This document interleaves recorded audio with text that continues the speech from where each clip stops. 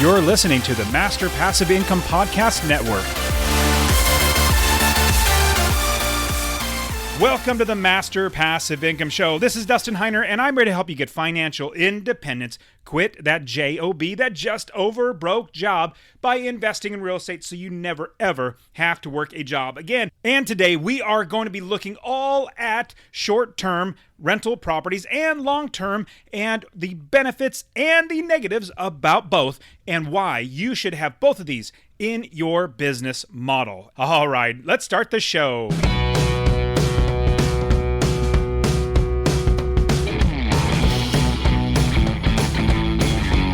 Welcome to the Master Passive Income Podcast, where we talk about investing in real estate with a special focus on making enough money so you can quit your job and live the dream life. And now, here is your host, Dustin Heiner. Hey, what's going on? Super blessed as always to have you here with me on the show. I mean, like, honestly, I really appreciate you being here and listening to the show. I mean, we're getting close to 2 million downloads now, which is just, it's so amazing. And with that, I and Master Passive Income, we're doing something that we don't normally talk about. In fact, we're going to start talking a lot more about this. And it is short-term properties and mid-term properties. Now, I know you've been listening for a while now, and even if you haven't, and this is your first episode you're listening to, I'll give you a little background. So I quit my job by investing in long-term rental properties. Back in 2006, Airbnb wasn't even around. There was no such thing as Airbnb. It was hotels. That's what people went and lived in. Now, I invested in long-term. I invested in long-term properties where I make $250 a month at minimum in passive income. Some are making me $500, $600, $700, $800 a month, $1,000 a month in passive income, which is super amazing. And with that, I was blessed to be able to get financial independence and quit my job. Because once you have 10 properties at $250 a month, that's $2,500 a month without working, and it's automatic. I literally don't do anything, and I have other people do the work for me. 20 properties is $5,000 a month. That's $60,000 a year without working. So I just scaled my business, eventually got to 30 plus properties, and was blessed to be able to quit my job. Now, after I quit my job, what was interesting is Airbnb and the short-term rentals started popping up. I personally think that they can't, or thought, not think now, because I'm definitely getting into those. That's why we're doing these episodes now. But at the time, I was really concerned about potentially having a lot of problems with your properties. Well, now there's been so many amazing things and so many amazing companies, software, property management, because back in 2010, 11, and 12, when I was investing, there were no short-term properties, no short-term property managers. You would have to do it all yourself. And I want to be as completely passive as possible. I don't want to have to worry about turnover of tenants. I don't want to have to worry about stocking shampoo, all that sort of stuff. That's absolutely not something I ever wanted to do. So long-term was perfect. Now, fast forward to where we are today. So last week's episode, I shared with you my plan moving from Phoenix, leaving our home as a short-term property. We literally just started buying furniture, started removing things, basically getting it ready for a short-term property. Now, we are currently, this is the last night. We're flying out tomorrow. So when you're hearing this, it's literally the day that we're flying out. So I'm recording the night before. And we have taken 2 weeks and driven from Missouri through Illinois and Kentucky, and now we're in Tennessee. And I'll be completely honest and say we love this area, at least this time of year. This time of year, it's March, getting in April. So beautiful right now, no bugs and no humidity. It's just been beautiful. But the areas have been beautiful. Middle Tennessee, from Nashville to Cookeville to Knoxville, has just been absolutely beautiful. With that, we also have lots and lots of friends in the area. So we've been staying at their houses. They've been showing us the area. So our plan now is to move to Tennessee for many different reasons, but a big reason is we want more land. We love green, trees and all that sort of stuff. We're in Arizona. We just have cactus and rocks and dirt. Don't get me wrong. I was there for 7 years. I still love Arizona, but it's we want more land. We'd love to be able to hunt on our land, things like that. So with that, what we're looking at now is moving to Tennessee. now we're leaving our old home in Phoenix as a short-term property, and we're going to be moving into an investment property. Now, it will be a primary residence, but because I'm an investor, and I want you to start thinking like an investor, how do we utilize everything to our advantage? I'll give you an example. If you buy a primary residence, that's the best way to buy a property. If you buy an investment property, you have higher interest rates, higher down payment usually, and it's going to be hard to get a HELOC on that property. There's just so many more benefits of having a primary residence, and the biggest one is a conventional loan. 30-year fixed loans are absolutely amazing. So I'm going to be moving my family, leaving most of our stuff. We're not going to be getting, semi-trailers and stuff of all of our stuff across the country. We're literally just going to have a couple trailers attached to my SUV and my truck and drive across the country because we're leaving most of our stuff. But we're going to be buying a property in Tennessee. We're not exactly sure where we're landing yet. We're still looking at the areas. There's so much that you need to learn about short-term properties before you do it. Now, here's another reason why I haven't actually taught short-term properties. Now, when a student comes to me and says, Dustin, I want to turn this into a short-term property, I literally teach them how to do it. It's not that bad. Once you're an investor, once you know the ins and outs, you can do it. Now, I personally have never, I'll be completely straightforward and honest with you, I've never personally done a short-term property. I've never done that. And that's why I've shied away or just didn't feel comfortable with teaching ins and outs about short-term property, because I'll be completely honest and say I'm not the type of person that is doing this for, there are a lot of people online, especially social media, that maybe have one property and they start trying to teach everybody saying there's this guru.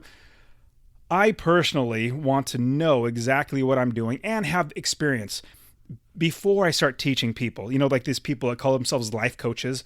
I'm like, well, you've literally conquered life. I mean, how do you coach people in life? Like, is everything in your life absolutely perfect? Well, I'm kind of digressing a little bit. All this to come back full circle to explain the reason why I haven't really taught or talked too much about short-term properties is because I haven't actually done it myself. And I feel like just for me, but also probably for other people, if you haven't done it, you probably shouldn't be teaching it. Now, I can, like I said, I've showed many people how to do it, but now, because I am getting to the short-term game, now I'm literally going to be teaching students. I'm going to create courses. I'm going to document everything that we're doing so you can see everything that I'm doing so you can do everything as well. So as we are building out the short-term side of the Master Passive Income business and my real estate investing business, you're going to be learning along the way. Now, I'll be completely honest and say I already know how to do all this stuff, so I'm already doing it, but I wanted to wait until I actually had my own short-term properties so that you can learn along with me as I'm doing it. So that's why now you're going to be getting a lot more. I won't say a lot more. It's going to be added to the normal content for Master Passive Income is the short-term properties and the mid-term properties, how to furnish the properties, how to make sure you become a super host, all that sort of stuff. I'm going to be talking a lot more about that, and it's going to be amazing for you. Now, here's my personal belief. I love my long-term properties. They make me so much money without working, but here's the great thing. You don't have to be all long-term, because long-term is steady, great money. It's not as much as short-term. Short-term, you're going to make a lot more. So my personal preference is 80% of my portfolio, basically my inventory. You guys know I talk about business. The inventory properties, 80% is going to be long-term properties. The other 20% is going to be short-term properties. So here's what I am currently doing. I'm literally going through Tennessee, finding good areas. I have 4 areas that I'm really nailing down, and I'm going to start a new business here in Tennessee that's going to be short-term and mid-term properties. My goal, I'd love to get another 10 or 20 of these properties in one location, build out my own property management team. So we already have everything. Instead of hiring somebody else, paying 25% to somebody else, we can do it so much cheaper. And so that's what we're going to be doing here at Master Passive Income, what my family is going to be doing. And I'm going to be bringing you along with it as well so that you can do the same thing. So we're going to be creating courses, we're going to be doing coaching and all this sort of stuff because as we've done, in fact, William and Charles have both already done short-term properties, many of them. So we already have that. So my coaches, I just now, because I'm getting into it, I'm going to be sharing everything with you. Now, today's episode, we're talking all about the pros and cons of both because there are so many great things about short-term, so many great things about short and long-term great things, but there's also negatives about both. And I want you to be completely aware going into it, and it might help you to understand why I'm personally 80% of my portfolio in long-term and 20% in short-term. Now, who knows? Maybe after I get 20%, I might be thinking, oh my goodness, this short-term is fantastic, and I might change it. 50% long-term, 15% short-term. You never know. At least I don't know yet. I just know that's my goal is to eventually get 80% long-term, 20% short-term, and then I will reevaluate, check my risk tolerances and all that sort of stuff. But this is going to be an amazing new route. I love learning new things. I love doing new things. And this is a whole brand new thing that I'm so excited about. And I'm excited to take you on that journey with me so you can put this in your business model where you don't have to just be long-term. We're going to do both. Now, I'm going to be talking all about where and how and all that sort of stuff in many episodes to come so that you can be completely ready for this. Now, with that, I want to make sure that you are also learning how to make sure you do long-term. Like everything in real estate, honestly, everything is good. Like William, he invests in the mobile home parks. He does own some of the mobile homes themselves, but he owns the park where the land where people are actually parking their mobile homes. So he gets rent just from people parking their mobile homes on the land. So that's a great way to invest. Charles is investing in multifamily, which we're now going to start coaching multifamily. We have Zach Zimmer, who has his own podcast, the Passive Income Life podcast, a part of the Master Passive Income Network. He's invested in notes and lending his money and multifamily, apartment complexes, all that sort of stuff. I've invested in hotels. We're going to be teaching so much more outside of just the long-term residential, 4 units and below. We're going to be helping you to be a well-rounded investor, even an advanced investor to where you scale. I personally think you should start long-term, get a few properties long-term, and then maybe 4 or 5, and then get a short-term property, and then keep building from there. Eventually, you're going to start investing in apartment complexes and hotels, and you're going to have enough money to where you're now lending money to other people. You are going to actually be a well-rounded investor with Master Passive Income. So I'm just, I so love that we also have the opportunity to teach you so many other ways to invest in real estate. And today we're talking about the pros and cons of long-term and short-term rental properties. And I want to pause for a quick second and share that honestly, I really want you to invest in real estate. Now, my new goal is to help 1 million people invest in real estate. So 2 things I would ask from you. Number 1, if you get anything out of this episode, please share it with somebody else. Just say, hey, check out Dustin and Master Passive Income. He really wants to help 1 million people to invest in real estate. That's number 1. Number 2, I want to get you to invest in real estate. Get my real estate investing course absolutely for free. Text the word rental, RENTAL to 33777. Rental to 33777. I'll literally give you my course, show you how to find an area of the country to invest, how to build the business first. I always talk about that, and how to find the right properties, how to make sure you're getting experts to do the work for you, and scale the business to where you're making $250 or more in passive income. Scale it to quit your job. I'll literally get to you, or go to masterpassiveincome.com/free course. Obviously, it'll be in the description, but I really, really want you to invest in real estate because the more that actual, normal, everyday people own real estate that are good landlords, the better everybody's life gets. With a short-term rental property, there's a lot more moving parts. You have a lot more people moving in and out, and we'll get into that. And the reason why I like them both is because I make money in both. But here's a great thing about short-term rental properties.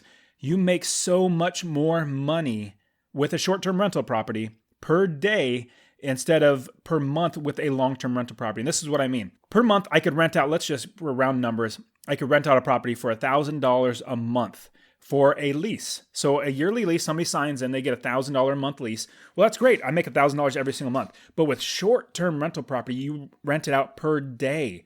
And so per day, let's say you rent it out at $100 a day. Well, After 10 days, I have the entire $1,000 that I would normally have rented out to somebody else for an entire month.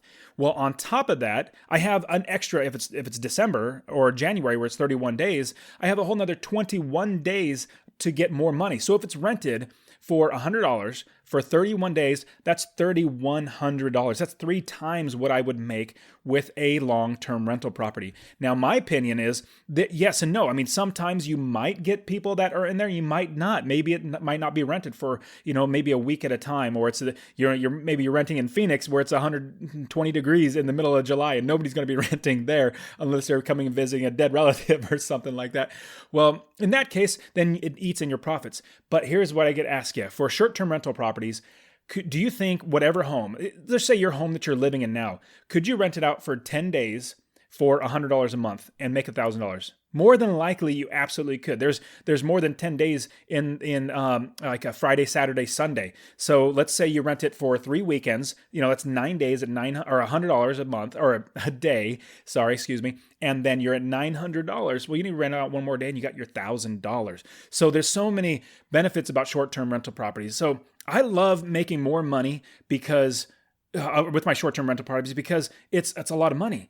And obviously, I like making money. Every penny counts, and so I just keep adding it up. But at the same time, there's a lot more headache. There's a lot more moving parts. Now, let's both look at the pros and the cons of long-term rental properties. Let's start with the pros for both. We're going to look at long-term rental properties, give you the pros, and short-term rental properties, give you the pros for those as well. Now, here's the key, though. You've listened to my previous podcast where I share about the 6 ways that rental properties make you money. With short-term and long-term rental properties, they both make you the same 6 ways because you're getting a tenant in there. It's just a different a lease term. So your lease would be 2 days as opposed to, or it's not really a lease, it's more of a contract, but instead of a lease of a year. So I'll show you 6 different ways, amazing ways that real estate rental properties make you money. It's just super, super crazy how you make so much money. I'll quickly go through those. So in case you don't want to go back and listen to it, I'll really, really quickly go through it. So number 1, you make it through monthly passive income.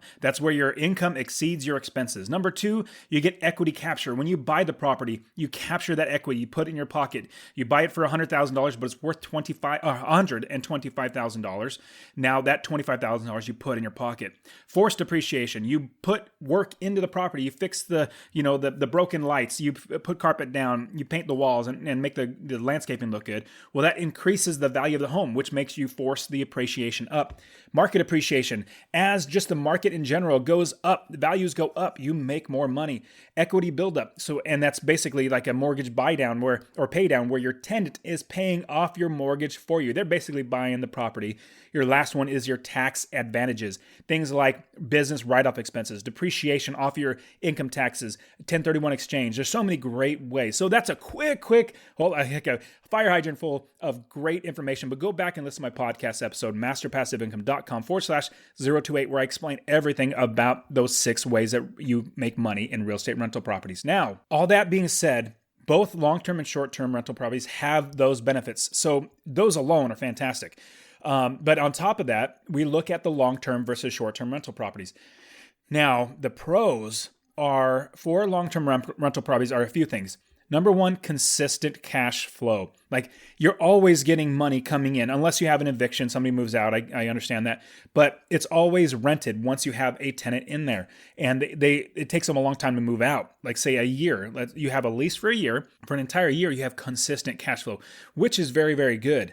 And so instead of having a short-term rental property where they go in for 2 days and leave, you have them in for a year. So you have consistent cash flow. Now for my family, we love the consistent cash flow because we can count on that, to pay our bills, to go on our, 6-week trips around Europe or Japan or, buying this, that, or the other, and we're not worrying about bills. We need that consistent cash flow so that we can continue to, live the life that we want. Now, the next thing with that consistent cash flow, you have low turnover of tenants. So you have a much lower turnover of tenants. And in doing that, you don't have a lot of money in expenses to clean up, to paint the walls, to clean the carpets, to, fix things that they broke or whatever it might be, and even leasing to new tenants. That costs money when you lease to new tenants.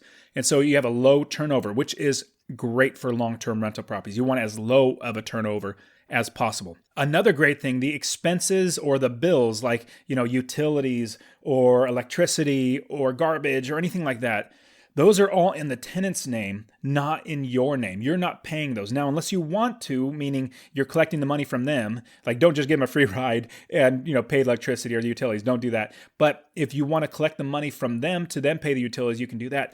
But your tenants are paying for these, and it's not even, more than likely, you're not even seeing those bills. Now, you need to make sure that they're being paid. I have one area of the country where if the tenant doesn't pay the water bill, it gets stuck with the property owner because they want to get their money no matter what. And so it's really, really irritating. So we have to keep up on the water bill. That's a pro tip.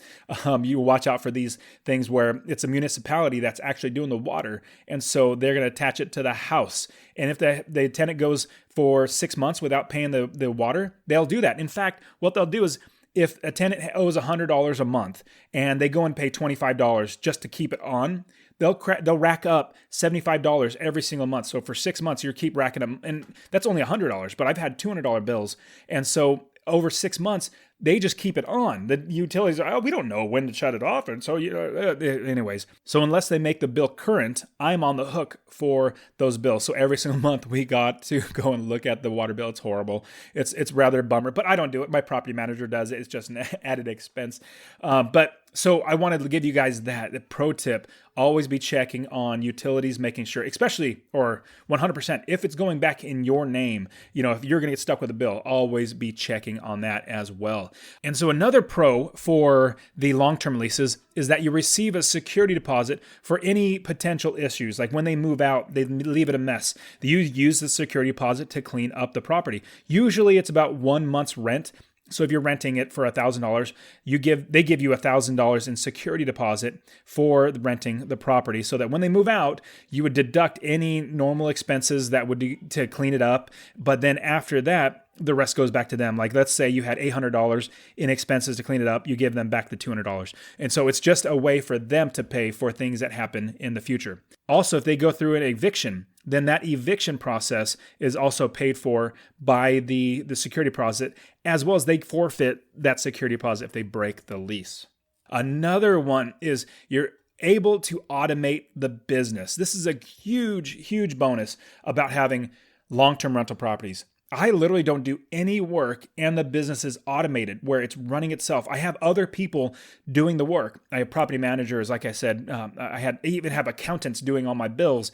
I have realtors and contractors and construction workers and roofers, plumbers, inspectors, and termite abatement and all that sort of stuff. I pay other people to do the work, but even though I pay it, I am personally not paying it. My tenants are paying that. So I make that inside of the expenses as I'm buying a property. So let me break it down. If I'm buying a property and I know it's going to rent for $1,000, I'm going to make sure that all the expenses, that would be any inspections, anything that I need to account for, taxes, insurance, vacancy factor, things like that, I make sure, and my mortgage, obviously, I make sure that's accounted for in the expenses. So all the income minus expenses, then once all the expenses are paid, I have money going in my pocket every single month. Another pro tip I'll give you, $250 or more a month in passive income is what you want to shoot for.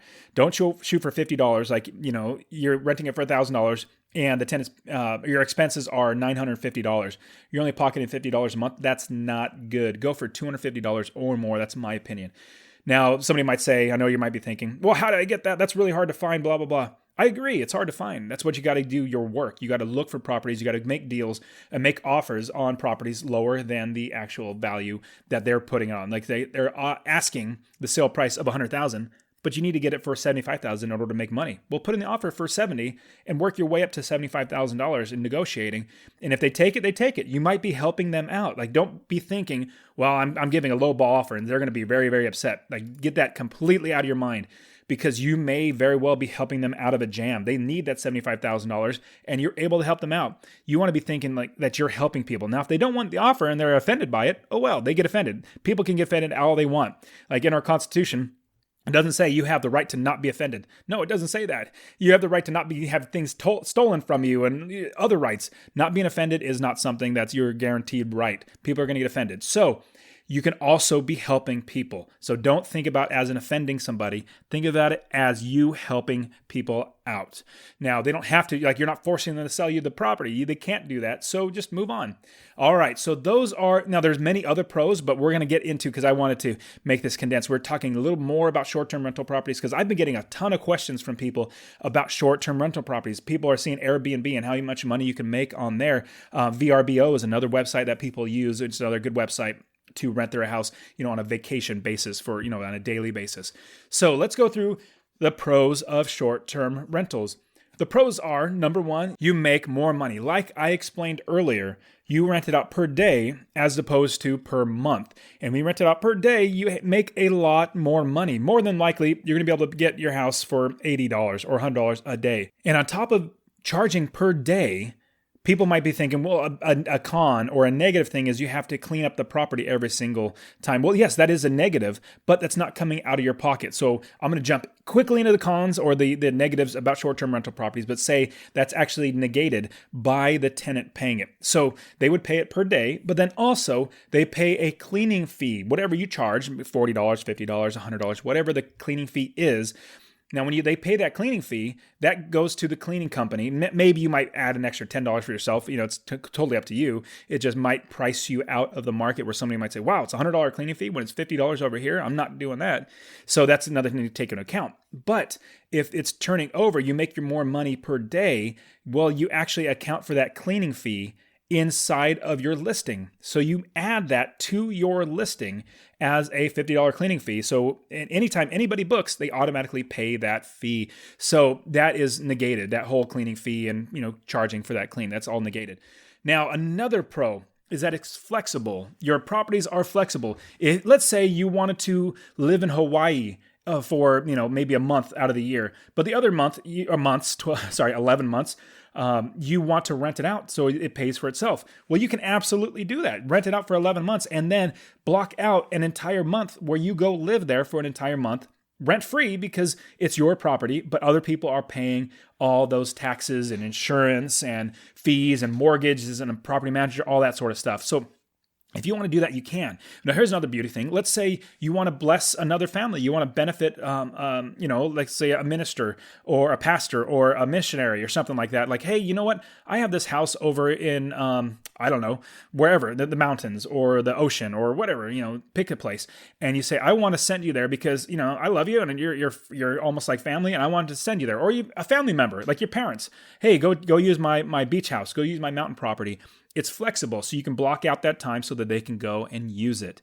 Now, that's another great thing. I love being able to do that. Now, another great pro or a positive is you use your property when you want it. So you can use it at any time. Let's say the next month, I got to go there because I have a wedding, that's in that area. Well, then you can then block out that time and go stay in it. Basically, just like it's being flexible, you can use the property whenever you want. Another thing, and it taps back into the make more money. So your short-term tenants, they pay for all the expenses. You account for the expenses like your taxes and insurance. So you account for that. Now, if you're not accounting for it, you need to account for it. So if you're going to rent it for $20 a day as opposed to $80 because you have more expenses, well, you might be losing money. So when you're charging, you need to make sure you account for all expenses. That's, utilities. I mean, a big one is electricity. When I go to an Airbnb, I crank that AC because I'm not paying for it. Actually, I've already paid for it basically in my, night stay, like at a hotel. I crank that AC. It's freezing in there. My kids say, Daddy, we have to wear jackets just to go to bed. I'm like, yes, I know, because I love it. And so, you're accounting for that, but your tenants actually pay for all those expenses. So you need to make sure that you account for those. Now, again, the cost of cleaning, another pro is the cost of cleaning, cost of maintenance, cost of everything is paid for by your tenants. Even the lawn maintenance, even the cleaning, even the air conditioning repair, all that sort of stuff, those are paid for by your tenants because you account for those in your expenses. And so you charge more in general, not saying you overcharge, but you add that into your expenses. And so that comes out of the rent that you collect through Airbnb. Now, another pro, Airbnb has insurance. I think it's like $1 million coverage over your property. So they have their own insurance. So you get your own insurance. Like, definitely don't do that. Get landlord's insurance. Don't count on theirs. But they have insurance on top of it. They tout that, or they say, hey, this is great from us. We are giving you $1 million insurance policy. Obviously, it's costing them money, but that's what they cost in their overhead. Now, and those are the general pros or positives for short-term rental properties. I know there are many more we can go over, but we're not. These are just going to give you a good general overview. Now, for the cons of the short-term and long-term rental properties, let's start with the short-term property, so the Airbnb model and VRBO.com. So the cons for this type of short-term property, the first one really comes to mind, and it's very, very simple to understand, that you're dependent on another platform. You're dependent on Airbnb, really, and VRBO. You're also dependent not just on that platform. Like, if that platform goes, goes away, goes bankrupt, then your income gets dramatically cut. Or if they actually say you are no longer allowed to list on our website. If they do that, then you literally do not have anybody coming in. You maybe, resort to Craigslist or something like that, but it's really hard to find short-term renters like that, or quality short-term renters. And so a big one, if they don't like you or something goes wrong and they kick you off, then you're stuck and you have a property that's not rented. Also, the tenants that are a part, or the customers that you would get, not necessarily like long-term tenants, but they basically are tenants, but they're customers. Think of like a hotel. A hotel has customers that comes and stay there, 4, 5, 6 nights, or maybe even one night. You basically have a bunch of customers. Now, if these customers give you 1-star ratings or very low or bad star reviews, and granted, it might be deserving of a bad review. If it is, then people will not go and stay at your place. Kind of resembles something of like anything on Amazon. If you see something with like 2 or 3 stars, you're probably going to stay away from it because you think it's junk without even reading it. I'm not saying that's always the case, but it's a good rule of thumb. Like, hey, it's got 1,000 3-star reviews and out of 5, then it's not that good, as opposed to something that has 4.5 to 5-star reviews.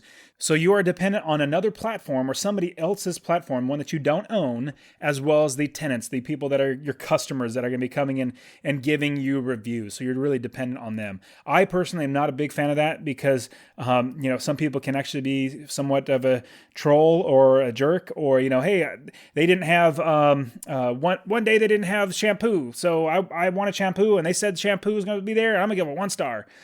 People are just pretty sad sometimes. But that's a con of the short-term rental properties. You're dependent on somebody else's platform.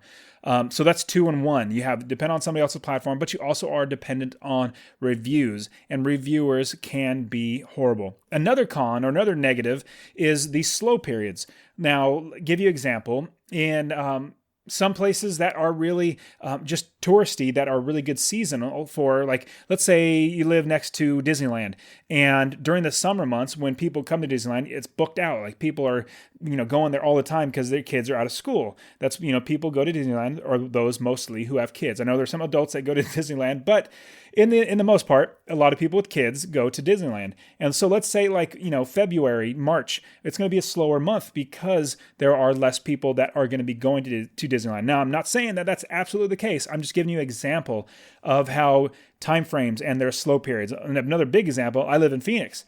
And in the wintertime, it's fantastic for Airbnb. People come here all the time. And even in spring training, there's spring baseball where the teams come here and they practice here. And people just travel from, miles and miles or hundreds or thousands of miles away to watch the spring ball. So you get a lot of people that want to stay. But in the middle of August or July, when it's like 115 degrees here, and you literally, you rarely ever go outside. Let's just say that there's a much slower pace of people coming in. So, you take the good and the bad, but that's another one. You have slow periods. If you have a property that is long-term leases, they're rented out for the entire year, no matter if it's good or bad, they're staying there.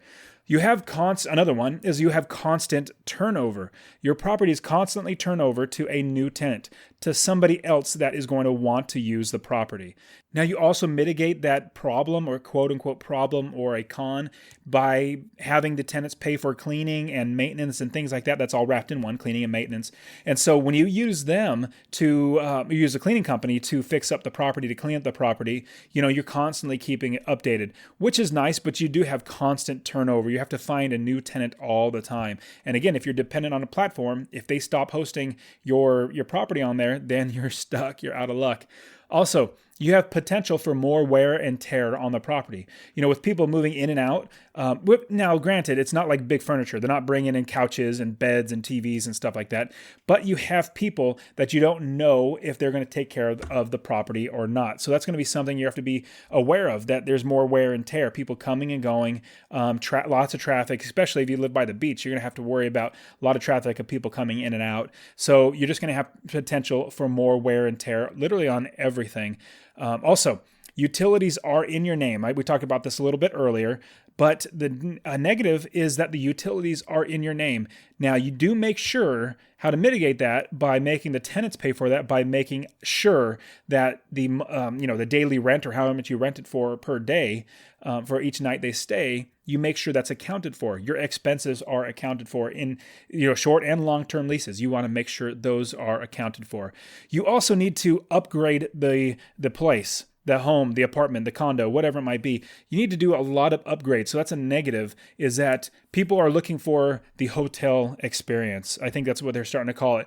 That you want to be, a hotel experience where there's white bed sheets and there's shampoo, as you get in, and there's a bottle of wine for you. Like, they want to be wine and dine almost. And I wouldn't say they're expecting that, but the nicer you make the place, the better the reviews are. If you just have let's just say somebody's expecting granite countertops, when you come in, there's Formica, it's a certain type of countertop, and they might say, the place is not as updated as it should be, and they'll give you like a 4-star or a 3-star just because it's not updated. So you have to make sure it's updated and nice and up to date and a nice property.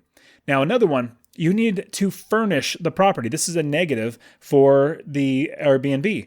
You have to furnish the property. You have to put beds in. You have to have sheets and pillows. You need to have multiple sets so you can change them out and wash them. You need to have couches, TVs, things all over the walls. With a long-term lease, you don't need any of that. You basically give them a bare bones house. You don't have to decorate it or anything like that. Just make sure the paint looks good, make sure that the flooring looks nice, and there's good lighting. Other than that, they bring everything of their own in. So you have to make sure there are furniture, there's a washer and dryer, most likely, a stove, like upgraded, all that stuff needs to be really nice. So there's going to be a good, $5,000 that you're going to need to, if not more, spent to actually furnish the property. Now, one thing I've done in the past, I actually lived in a house, and then as I moved out, I left everything. I obviously made it really, really nice, but we were upgrading to a new house, from a 1,400 square foot house we lived in for a little while. We moved all of our stuff in, and we moved out to a much bigger house, 3,500 square feet, bigger house. And as we moved out, we literally left the things that are nice, but there's going to be an Airbnb. So instead of moving everything, we actually just left it there and made it look really nice, and then bought new stuff for our new places. And so you can do that constantly over and over. So that's a little pro tip if you want to do that. Now, a negative is it's not guaranteed income.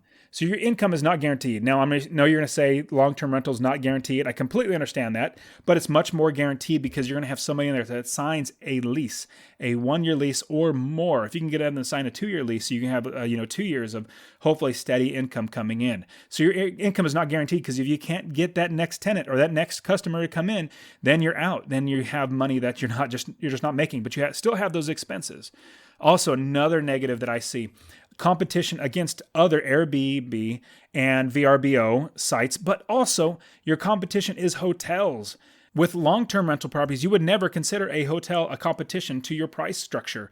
But with short-term rentals, it absolutely is. So looking at hotels and Airbnb and VRBO and see what they're renting for per day. So you need to make sure that you match accordingly. Like, I'll give you an example. I remember specifically going all through Europe. When I went on a 6-week trip throughout Europe, I used Airbnb all over the place, which was fantastic. But in Ireland, I remember specifically in Ireland that people in the Airbnb were not accounting for hotels. And so I would go, and even though just about everywhere in 11 different countries, I used Airbnb, I actually used more hotels in Ireland as opposed to Airbnb, because the price of the hotel was so much cheaper. It was like half as much of the Airbnb. So not to say I didn't use any in Ireland, but I did. I mean, we traveled I think a whole I want to say 1,000 miles around the whole island, which was fun. But at the same time, we stayed in hotels. So that's your competition. You have to compete against hotels. You have to compete against Airbnb as well as VRBO. Your property needs to compete, as well as your property needs to be nice enough and fixed up enough to compete. Either that or you drop the price a lot so you get more people in there. Now, another negative, there are a lot of moving parts to handling and hosting an Airbnb or VRBO type of property. And I say that let's just run through it. Number one, you have to manage the listing on Airbnb. You need to, when anybody hosts, you have to make sure that it's going to be vacant at the time. You need to make sure that it's clean. You need to make sure that the everything's put back in place where it should be. If anything's broken, you got to fix those. If anything's taken, you got to deal with the insurance. There are many moving parts, and a big one a lot of people can think of is cleaning, but there's another one that's with the communication back and forth with the people that are going to rent. That's a lot of kind of a headache, because they're going to ask, well, what about, is there coffee here? What's the Wi-Fi password? How do I access the place? What time can I get in? Is there shampoo? Is there towels? Can we use a laundry? There so many questions. You can't even think of what questions you're going to get, but you're going to get loads and loads of questions. So I know there are ways, I'm not going to say there aren't. There are ways to automate that, getting a virtual assistant and other companies that actually take care of that. You want to use those, but that's going to be another cost that you're going to have to worry about. If you're doing it all yourself, that's a huge moving part, that many, many moving parts inside the business is answering questions, but also making sure the property is ready for the next tenant. Also, another one, along with the moving parts to the business, it's very hard to automate the business. See, I'm in the business of automating my rental property business so I don't have to do a thing. My properties work for me. My property managers and everybody I hire do all the work for me. So it's very hard to automate the business so that it runs without me, because I want it to run. I want my company to make money without me. Now, there are companies you can pay for, but you have to account for those. Those are costs that you have to add into your expenses. So that is a good long list of negatives. Now, don't get me wrong. If you're going to make $3,000 a month instead of $1,000 on one property because you're doing Airbnb or VRBO, that could be a great source of income. And if you automate it, like let's say you have a 17, 18-year-old teenager that's in the house that you need to give them a job, well, you can give them a job managing it. Obviously, they'll ask you and everything like that, but they might have fun doing that. That might be great for them. Or you hire a VA or virtual assistant or something like that to actually manage the property. You get somebody next door or down the street that can clean. I don't know what you could do, but you can figure out ways to actually do it. So there are a good amount of cons. But if you're making $3,000 as opposed to $1,000, you may be able to offset all those expenses and things like that. So you got to think about all these things. Now, the cons or the negatives to having a long-term rental property, there are a few that come to mind, but they're really not many. The reason why I brought this up last is because there are so few. Now, the few cons that I can think of is wear and tear on a property. When somebody moves out, if you have to evict somebody, that's two all in one. I'm going to say them separately. So I'll start with the eviction.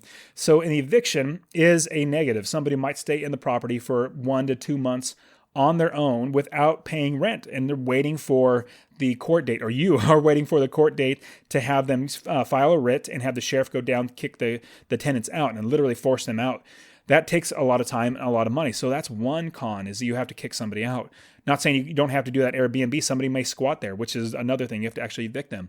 Another thing with that is you have more wear and tear. With people moving out furniture, and I talked about this a little bit earlier, with moving furniture and refrigerators and appliances and things like that, you're going to have big things that not a lot of people are very careful when they move stuff. In fact, certain areas of the country where I invest, people just leave entire houses full of garbage or, old couches, or, they found a couch off the street, picked it up and put it in their house, lived in it, and then, 3 months later got evicted and they left the couch because, it's for free. What am I going to do? I'm just going to leave it there. And so I have to pay for it. Now, I consider that a cost of doing business, and I still make money on that property, but that's another is potential wear and tear, or you will have wear and tear, and you're also going to have to fix those up to get new tenants in there. You also want to make sure that the property is in rent-ready shape. You need to make sure that the property is in good condition. You don't want a property that's in disrepair, that's falling apart, and then you get some potential lawsuits against you.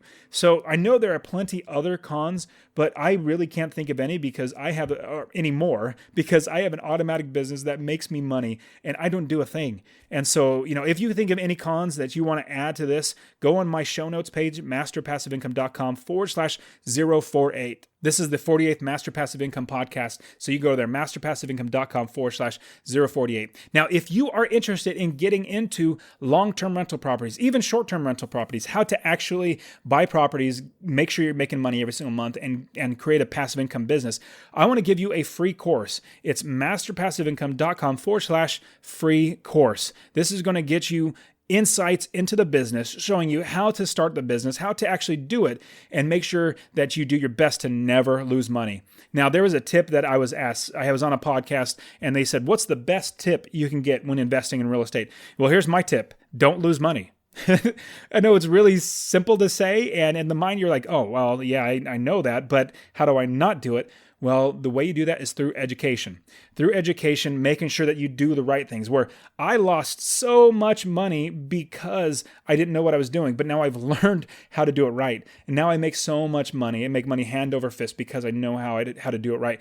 And the way to make sure you don't lose money is through education, learning from people like me who have gone through the school of hard knocks, did all the things wrong, and figured out how to do it right. Now I have a business that runs itself automatically. All my students that I help get through buying their first property, buying their next property, and then even quitting their job, they are super, super excited. So go out there, get my free course, masterpassiveincome.com/free course. I also have coaching, group coaching out there if you want that as well. You can check out my website, masterpassiveincome.com.